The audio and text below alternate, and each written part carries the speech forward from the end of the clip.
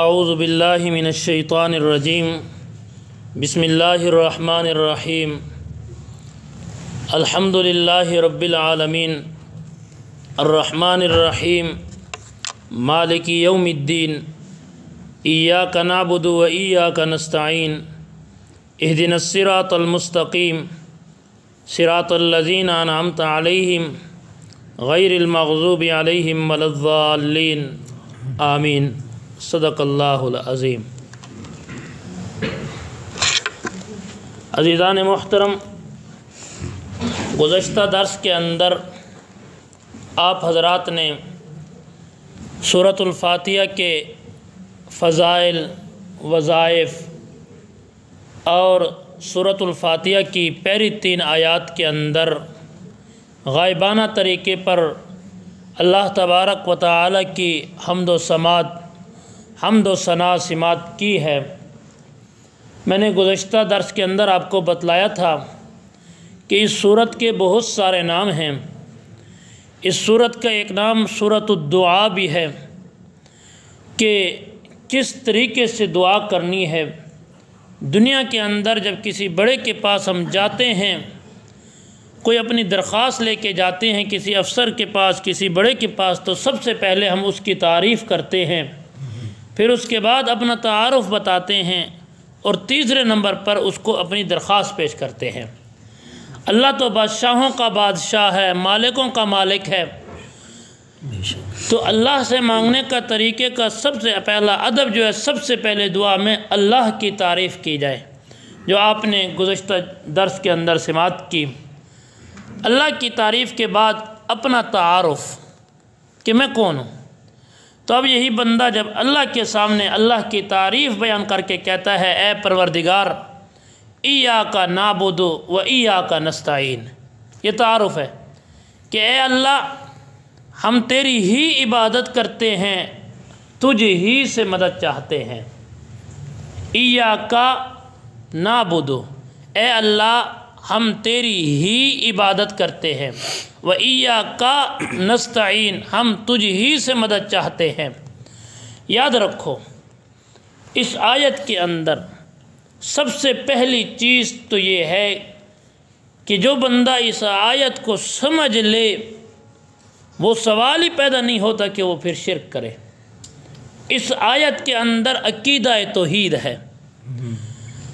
مشرک اور موحد کے درمیان 2 ہی لفظوں کا فرق ہے، ہی اور بھی کا۔ موحد اللہ ہی کی مدد کرتا، اللہ ہی کی عبادت کرتا ہے، اللہ ہی سے مدد چاہتا ہے۔ مشرک اللہ کی بھی عبادت کرتا ہے، اللہ سے بھی مدد مانگتا ہے، دوسروں سے بھی مانگتا ہے۔ یا یوں سمجھے، موحد صرف رب کا سجدہ کرتا ہے، مشرک سب کا سجدہ کرتا ہے۔ ایاک نعبد، اے اللہ ہم تیری ہی عبادت کرتے ہیں۔ عبادت کی بہت ساری قسمیں ہیں، اور یہاں پر ایک چیز یاد رکھو، اللہ کو ہماری عبادت کی ضرورت نہیں ہے۔ ایاک نعبد، ہم تو کہتے ہیں اللہ ہم تیری ہی عبادت کرتے ہیں، اللہ کو ہماری عبادت کی ضرورت نہیں۔ اللہ محتاج عبادت نہیں، بلکہ لائق عبادت ہے۔ بے شک ہم نماز پڑھتے ہیں، اللہ کی عبادت کرتے ہیں، لیکن نماز پڑھ کر کوئی احسان نہیں کرتے، حالانکہ یہ رب کا احسان ہے کہ رب ہمیں اپنے سامنے جھکنے کی توفیق دیتا ہے۔ جب ہم نماز پڑھتے ہیں، اپنی جبین نیاز رب کے سامنے جھکاتے ہیں، اللہ ہماری جبینوں کو بلند کرتا ہے۔ جو رب کے سامنے جھکنے کا عادی بن گیا، پھر وہ در در پہ جھکنے سے بچ جاتا ہے۔ ایاک نعبد، اے اللہ ہم تیری ہی عبادت کرتے ہیں۔ ہم دن میں 5 وقت نماز پڑھتے ہیں عبادات کی، پھر ہم اقرار کرتے نماز کے اندر کہ تمام مالی عبادتیں، بدنی عبادتیں، قولی عبادتیں اللہ ہی کے لیے ہیں۔ نماز کے اندر پڑھتے ہیں التحیات للہ، تمام بدنی عبادتیں التحیات للہ، والصلوات، تمام قولی عبادتیں، والطیبات، تمام مالی عبادتیں کس کے لیے؟ اللہ ہی کے لیے، جو تمام جہانوں کا پالنہار ہے۔ یاد رکھو، جہاں پر اور عبادتیں ہیں، یہاں پر اسی آیت کے اندر ایک اور عبادت ہے، ایاک نعبد، اے اللہ ہم تیری ہی عبادت کرتے ہیں۔ جہاں پر قولی عبادت، مالی عبادت، بدی عبادتیں ہیں، وہاں پر ایک عبادت کی قسم ہے توحید فی العبادت، یعنی اللہ کی توحید، اللہ وحدہ لا شریک ہے۔ اور یاد رکھو عبادت کا دار و مدار اصلاح عقیدے پر ہے۔ عقیدہ کیا ہے؟ آج ہم لوگ زبان سے تو کہتے ہیں کہ توحید پر عمل کرنا ضروری ہے، ہم لوگ زبان سے تو کہتے ہیں کہ توحید کے بغیر چھٹکارا نہیں، ہم لوگ زبان سے تو کہتے ہیں کہ توحید پر عمل کرنا ضروری ہے، ہم لوگ زبان سے لا الہ الا اللہ بھی پڑھتے ہیں، محمد الرسول اللہ بھی پڑھتے ہیں، لیکن ہمارے عمل اور عقیدے کے اندر توحید کی وہ روح نہیں ہے جس روح کا تقاضا پیغمبروں نے آ کر کیا۔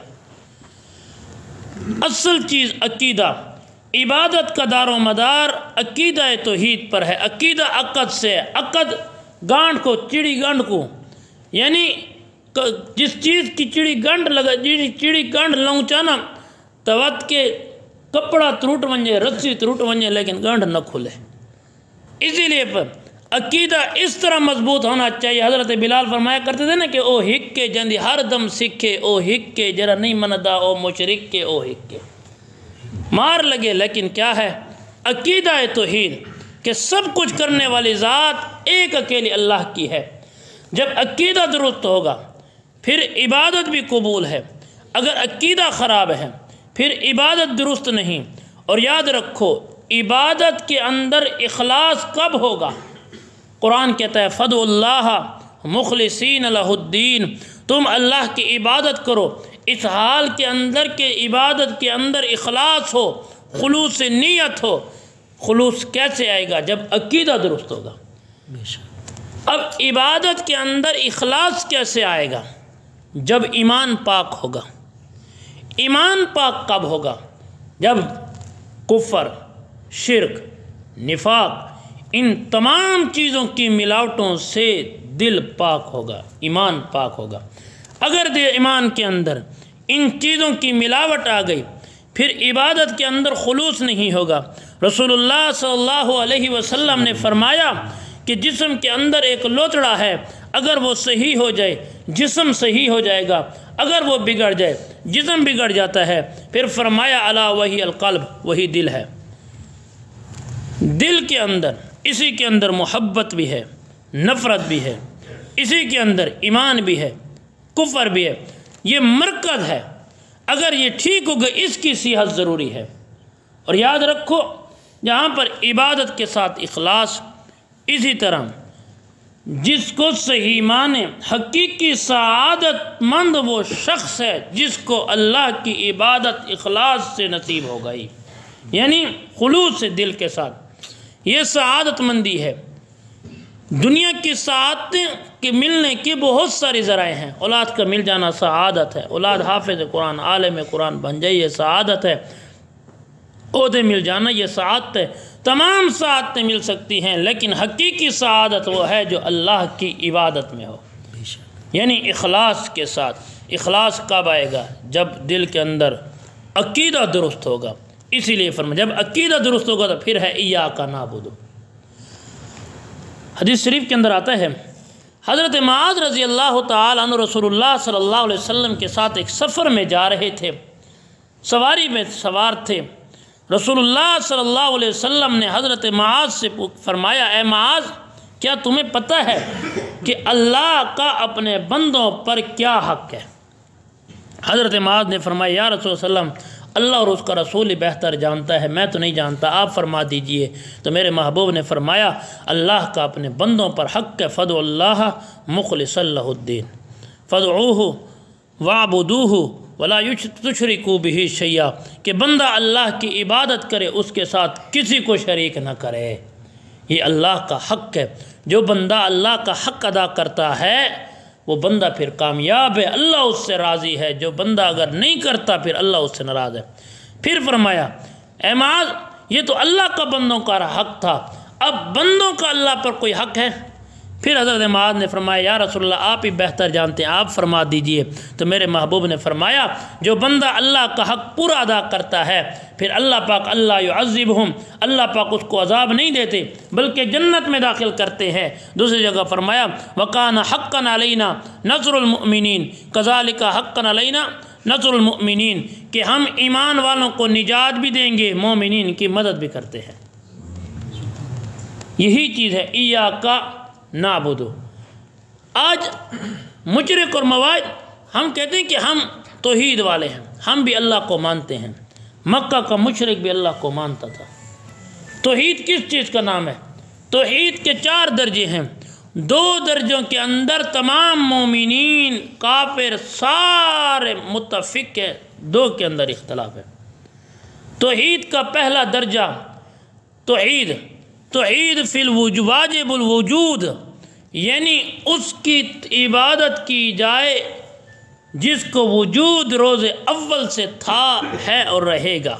میں نے گزشتہ درس کے اندر بھی کہا تھا جو لا کہا وہ لا ہوا، وہ لا بھی اس میں لا ہوا، جز لا ہوا، کل لا ہوا، پھر کیا ہوا؟ اللہ ہوا۔ اللہ کو نہ کسی نے جنا نہ وہ کسی سے جنا گیا، لم یلد ولم یولد ولم یکن لہ کفوا احد۔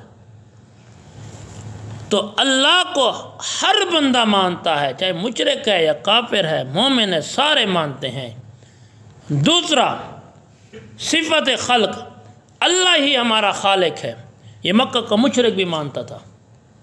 وَلَئِن سَأَلْتَهُمْ مَنْ خَلَقَ السَّمَاوَاتِ وَالْأَرْضِ وَسَخَّرَ الشَّمْسَ وَالْقَمَرَ، اے میرے محبوب ذرا ان سے پوچھئے مکہ والوں سے کہ کون ہے جو آسمان اور زمینوں سے رزق دیتا ہے، کون ہے جو آسمان سے بارشیں برساتا ہے، کون ہے جو زمینوں سے فصلیں اگاتا ہے؟ یہ خود کہیں گے لَيَقُولُنَ اللَّهُ، بے شک اللہ ہے۔ اگر وہ بھی مانتے ہیں اور ہم بھی مانیں، فرق کیا ہے؟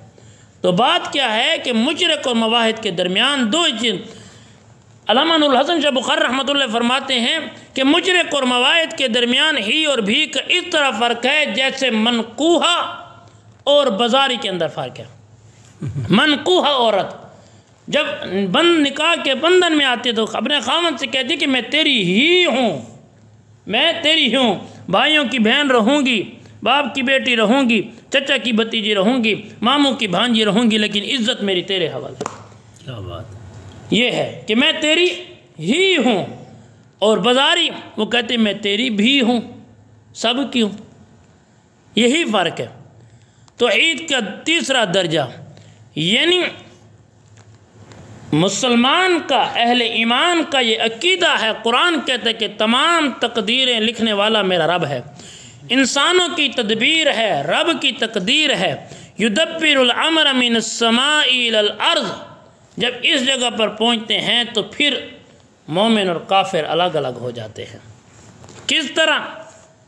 ہمارا یہ ایمان ہے کہ ہر چیز لکھنے والا، تقدیر کا مالک کون ہے؟ اللہ ہے۔ خوشی دینے والا بھی اللہ ہے، اولاد دینے والا بھی اللہ ہے۔ لیکن یہاں پر جو کافر ہیں، بت پرست ہیں، کچھ بتوں کو مانتا ہے، کوئی قبروں کو مانتا ہے، کوئی نجومی ہے، ستارہ پرست ہے، یہاں سے الگ ہو جاتے ہیں۔ چوتھا توحید کا کہ کیا ہے؟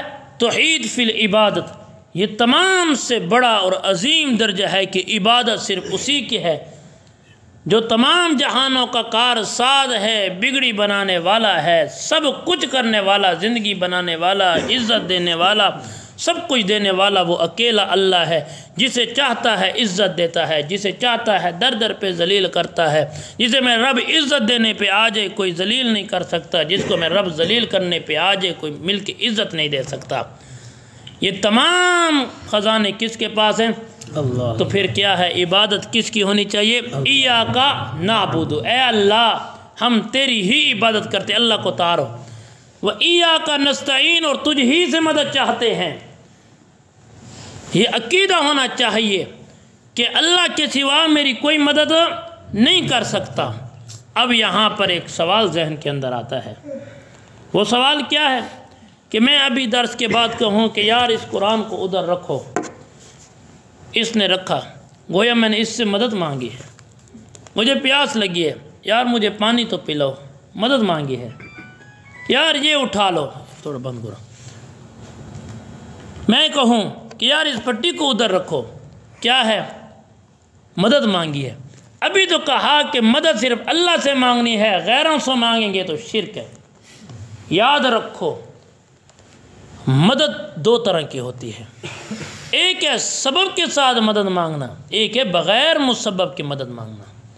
اب میں نے اسے کہا کہ یار مجھے پانی پلاؤ، مجھے پتہ ہے کہ یہ اٹھے گا، پہلے تو طاقت کا محتاج ہے، اس کو طاقت کس نے دی؟ اللہ نے دی۔ پھر یہ اٹھا چلا، دروازہ بند ہے، دروازہ کھولا، ہاتھوں میں طاقت ہوگی دروازہ کھولے گا۔ باہر گیا، گلاس اٹھایا، پکڑنے کا محتاج، بھرنے کا محتاج، چلنے کا محتاج، پھر میرے پاس آیا۔ گویا سبب کے ساتھ مدد مانگنا جائز ہے۔ اگر میں کہوں کہ نہیں مجھے تو ہی دے، یہ غلط ہے۔ بندہ ڈاکٹر کے پاس جاتا ہے، بیمار ہوں، ڈاکٹر صاحب یہ تو نہیں کہ ڈاکٹر صاحب مجھے شفا دو، نہیں، کیا کہتا ہے ڈاکٹر صاحب میری مرض ہے، ڈاکٹر دیکھتے ہے، اسے پھر دوائی دیتا ہے۔ ڈاکٹر خود سبب بنا دوائی دینے کا، اگر ڈاکٹر دوائی نہ دے شفا ہوگی؟ بغیر دوائی کے شفا دینے والا کون ہے؟ اللہ۔ گزشتہ جمعہ ایک چیز میں بھول گیا تھا درس پہ، کہ کسی کو دعا دیتے ہیں نا، کسی بیمار کے پاس کہتے ہیں اللہ تو کو شفا دے وے یارا، یہ لفظ شفا نہیں ہے، شفا ہے، اللہ آپ کو شفا دے۔ وَنُنَزِّلُ مِنَ الْقُرْآنِ مَا هُوَ شِفَاءٌ وَرَحْمَةٌ لِّلْمُؤْمِنِينَ وَيَشْفِي صُدُورَ قَوْمٍ مُؤْمِنِينَ قُلْ هُوَ لِلَّذِينَ آمَنُوا هُدًى وَشِفَاءٌ۔ شفا صحت کو کہتے ہیں، ہم کہتے ہیں شفا دے وے، شفا کسے کہتے ہیں؟ شفا موت کو کہتے ہیں۔ اللہ تعالیٰ کو شفا دے وے، او خوش بھی میں کو دعا دیتی میں نے، یہ لفظوں کا ہم خیال نہیں کرتے۔ ایک اس کا مطلب چوتھے سپارے کے اندر ہے آیت نا، وَاعْتَصِمُوا بِحَبْلِ اللَّهِ جَمِيعًا وَلَا تَفَرَّقُوا وَاذْكُرُوا نِعْمَةَ اللَّهِ عَلَيْكُمْ إِذْ كُنْتُمْ أَعْدَاءً فَأَلَّفَ بَيْنَ قُلُوبِكُمْ فَأَصْبَحْتُمْ بِنِعْمَتِهِ إِخْوَانًا وَكُنْتُمْ عَلَىٰ شَفَا حُفْرَةٍ مِّنَ النَّارِ۔ اللہ کی رسی کو مضبوطی سے پکڑو ورنہ گمراہ ہو جاؤ گے، نقصان کرو گے، موت آ جائے گی۔ یہ شفا ہے۔ شفا صحت ہے، شفا بد دعا ہے، موت ہے۔ تو ڈاکٹر کے پاس گئے، ڈاکٹر صاحب شفا دو، نہیں ڈاکٹر صاحب دوائی دو، ڈاکٹر خود دوائی کا ہے، تو کیا مطلب؟ شفا بغیر دوائی کے اللہ ہی دے گا۔ سبب کے ساتھ مدد مانگنا جائز ہے۔ بعض لوگ جو کہتے ہیں ایک میاں بیوی کے ملنے سے بچہ ہوتا ہے، ڈاکٹر کے پاس جاتے ہیں، جن کی اولاد نہیں، اللہ ان کو نیک اولاد عطا فرمائے، ڈاکٹر کے پاس جاتے ہیں، علاج کرواتے ہیں، ٹیسٹ کرواتے ہیں، پھر ہے کہ نہ کہ ڈاکٹر کے پاس جا کہتے ہیں کہ نہیں مجھے آپ اولاد دو، یہ تو کوئی نہیں کہتا۔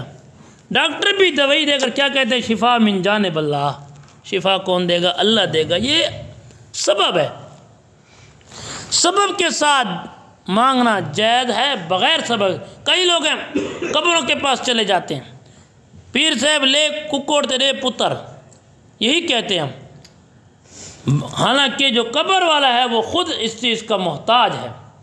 اللہ پاک نے آج ہمارے ہاں جو کچے عقیدہ والے لوگ ہیں، قرآن کہتا ہے، کئی لوگ ہیں لاہور میں چلے جاؤ، خواجہ علی اجمیری رحمۃ اللہ علیہ کی مزار ہے، داتا گنج بخش، کتنا بڑا اللہ کا ولی تھا۔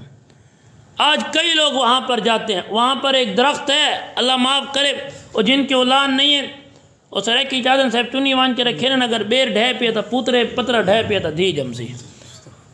داتا گنج بخش کی خود اپنی اولاد نہیں تھی۔ سلطان العارفین، سلطان بہو، جن کے کلام ہر عالم پڑھتا ہے، ایمان تازہ کر، سلطان العارفین سلطان بہو کی اولاد بھی نہیں تھی۔ حکیم الامت مجدد ملت حکیم اشرف علی تھانوی رحمۃ اللہ علیہ، جو امت کا سب سے بڑا حکیم تھا، 10,000 کتابیں لکھی، لیکن اللہ نے اس کو بھی اولاد نہیں دی تھی۔ اللہ یہ دکھلانا اور بتلانا یہ چاہتا تھا کہ جن کے تم نظریہ رکھ کے بیٹھے ہوئے خود اولاد کے محتاج ہیں، دینے والا کون ہے؟ اللہ ہے۔ آج ہم کیا سے کہیں؟ کئی لوگ ہیں علی مشکل کشا ہے، بھئی مدد کرے گا، علی پتر دے گا۔ علی خود جس پر مشکل آئے وہ مشکل کشا کیسے؟ حضرت علی پر خود مشکل آئی تھی۔ کوفہ کی جامع مسجد کے دروازے پر حضرت علی رضی اللہ تعالیٰ عنہ پر حملہ ہوا تھا، عبد الرحمن بن ملجم رافضی نے آپ پر حملہ کیا تھا۔ جو اپنے آپ کو نہ بچا سکا وہ تمہیں بچائے گا۔ حضرت حسن رضی اللہ تعالیٰ عنہ 28 سفر کے اندر حضرت حسن کی شہادت ہوئی۔ حضرت حسین کی 10 محرم کو جو اپنے بیٹوں کو نہ بچا سکا تمہیں مجھے کیسے بچائے گا؟ حالانکہ یاد رکھو ایاک نعبدو و ایاک نستعین، مدد کرنے والا کون ہے؟ اللہ ہے۔ نبیوں نے مدد اللہ سے مانگی ہے۔ حضرت یونس علیہ السلام مچھلی کے پیٹ کے اندر ہیں، مچھلی کا بھی اندھیرا، پیٹ کا اندھیرا، رات کا وقت ہے، پانی کا بھی اندھیرا۔ اگر کسی سے غیر سے مدد مانگنا جائز ہوتی تو حضرت یونس علیہ السلام سے پہلے حضرت ابراہیم تھے، حضرت آدم تھے، حضرت نوح تھے، تمام انبیاء تھے، کہہ سکتا تھا۔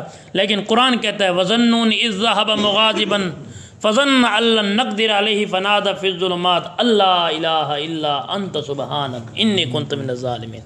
حضرت موسیٰ علیہ السلام کو پیاس لگی تھی، بیچ میں سے ربی انی لما انزلت الی من خیر فقیر۔ تو مقصد کیا نکلا کہ یہ انسان کا تعارف ہے۔ اگر اسی آیت کو ہم سمجھ لیں انسان شرک کے قریب بھی نہیں جائے گا۔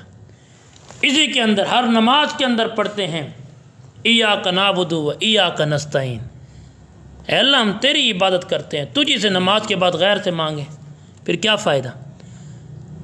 پورے قرآن کا خلاصہ جو ہے یاد رکھو وہ اسی آیت کے اندر ہے، لا الہ الا اللہ محمد رسول اللہ، کہ اللہ سے سب کچھ ہونے کا یقین، مخلوق سے کچھ نہ ہونے کا یقین ہمارے دلوں میں آ جائے۔ یہ عقیدہ توحید ہے، ایاک نعبد و ایاک نستعین، یہ خلاصہ ہے۔ عزیزان محترم، یہ تھا آج کا درس۔ اس کے بعد حدیث شریف کے اندر آتا ہے، غالباً حضرت ابو دردہ رضی اللہ تعالی عنہ کی روایت ہے، یا حضرت ابو ذر رضی اللہ تعالی عنہ کی روایت ہے۔ آپ بیٹھے تھے، حضرت ابو ذر رضی اللہ تعالی عنہ نے فرمایا یا رسول اللہ صلی اللہ علیہ وسلم آپ نے اتنی ساری دعائیں بتا دی ہمیں یاد نہیں رہتی، کوئی ایسی دعا بتائیں جو تمام دعاؤں کا خلاصہ ہو۔ تو میرے محبوب نے فرمایا اللہم انا نسألک من خیر ما سألک من عبدک و نبیک محمد صلی اللہ علیہ وسلم ونعوذ بک من شر ما استعاذ من نبیک محمد صلی اللہ علیہ وسلم انت المستعان وعلیک البلاغ ولا حول ولا قوة الا باللہ العلی العظیم۔ یہ تمام دعاؤں کا خلاصہ اسی دعا کے، یہ جامع دعا ہے۔ اب پورے قرآن کا خلاصہ کیا ہے؟ پورے قرآن کا خلاصہ ایاک نعبد و ایاک نستعین، پورے قرآن کا خلاصہ۔ 2016 کی بات ہے، میں خانپور جب پڑھنے گیا محسن حضرت علامہ عبدالکریم ندیم صاحب کے پاس، ہمارے کورس کا آخری دن تھا، ساتھ ہی دین پور شریف کا قبرستان ہے، میں نے کئی مرتبہ آپ کو تاریخ بھی بتائی۔ تو اس وقت طالب علمی تھی، مجھے بھی سمجھ نہیں آئی، ایک شوق تھا علماء سے الحمدللہ۔ آخری دن تھا، استاد جی نے کہا کہ چلتے ہیں دین پور شریف، میاں مسعود احمد صاحب اللہ ان کی زندگی میں برکت دے، بڑے اللہ کے ولی ہیں۔ ولی وہ ہوتا ہے، میں نے کئی مرتبہ کہا کہ جس کو دیکھ کر خدا یاد آئے، صاحب کشف انسان تھے۔ ان کے سامنے جب بیٹھے تو استاد جی نے میاں صاحب سے فرمایا کہ یہ بچے سارے پڑھنے آئے ہیں، ان کے لیے دعا کریں۔ میں حضرت کے قدموں میں یوں بیٹھا تھا، جیسے اپنا انداز تھا کہ صاحب دعا جو کرنی ہے تو کہیں گے پہلے الحمدللہ درود شریف، لمبی دعا ہوگی۔ ابھی میں بیٹھ رہا تھا اس طرح کا، حضرت استاد جی نے فرمایا دعا کریں، میں گال کر چھوڑیں جلو۔ ہم حیران ہو گئے، سمجھ نہ آئی، بہرحال چلتے چلتے ہر سال جانا ہوتا ہے۔ ابھی 2020 کے اندر کچھ دن کے لیے گئے تو استاد جی نے کہا کہ آج اکٹھے چلتے ہیں میاں صاحب کے پاس۔ میں نے کہا استاد جی چلیں۔ میاں صاحب گھر میں تھے، ان کا ایک معمول تھا اپنا، استاد جی بھی بیٹھے تھے، میں بھی ساتھ تھا، میاں صاحب بیٹھے تھے۔ تو کون ہے بھائی صاحب؟ منڈا کی تو ہے بھائی ڈیرا سمیل خان تو۔ اچھا جی صاحب شاگرد تھے، آج انہوں سے دعا تک کرے جا گال کر چھوڑیں جلو۔ چاہے جتنا لمبا بھی سفر کیا، اس مرد قلندر کے سامنے کوئی بندہ نہیں بیٹھ سکتا، اتنا چہرے کے اوپر نور، بڑے عظیم ہستی۔ واپس جب آ رہے تھے تو میں نے استاد جی سے کہا، میں نے کہ استاد جی یہ دعا کیری ہے جری بہت چاہ میں گال کر چھوڑیں جلو۔ تو استاد جی نے فرمایا بیٹا یہ پورے قرآن کا خلاصہ ہے، کیونکہ ولی مدد نہیں کرتا، پیر مدد نہیں کرتا، مدد کون کرتا ہے؟ اللہ۔ فرمایا کہ جب جہاد حضرت دعا کرو اللہم ایاک نعبد و ایاک نستعین، اللہ بندہ بھی تیرا ہے، اس کے دل کو بھی تو جانتا ہے، جس مقصد کے لیے اس کا اللہ اس کے مقصد کو پورا کر جلو گال تھی گئی۔ فرمایا ان کو یہ وظیفہ کس نے دیا؟ حضرت مولانا تاج محمد امروٹی رحمۃ اللہ علیہ نے، ان کی طرف سے تھا۔ حضرت تاج محمد امروٹی رحمۃ اللہ علیہ کون تھے؟ جنہوں نے حرم پاک کے اندر ایک بزرگ تھے، میرے ذہن سے نام نکلا ہوا ہے، ان کی خدمت کی تو انہوں نے پھر یہ وظیفہ اور اجازت دی تھی۔ الحمدللہ یہ اجازت تھی، پھر استاد جی کی طرف سے اجازت آئی، یہ تمام کو اجازت ہے جب بھی مجھے اللہم ایاک نعبد و ایاک نستعین، سبحان اللہ، یہ پورے قرآن کا خلاصہ ہے۔ اسی میں اکتفا کرتے ہیں، جو کچھ کہا سنا اللہ تعالیٰ عمل کی توفیق عطا فرمائے۔ یہ تھا انسان کا تعارف۔ اب اگلی درخواست کیا ہے کہ اہدنا الصراط المستقیم، اللہ ہمیں سیدھے راستے پہ چلا۔ سیدھا راستہ کیا ہے انشاءاللہ وہ اگلے درس پر اللہ تعالیٰ عمل